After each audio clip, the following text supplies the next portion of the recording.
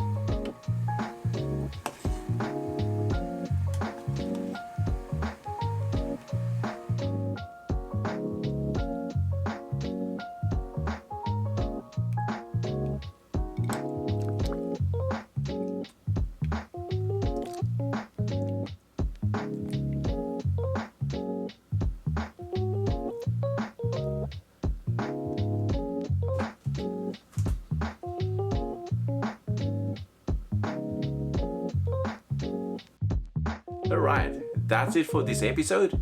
If you liked the video, please give me a thumbs up and don't forget to subscribe to support this channel. Thanks a lot for watching. Cheers!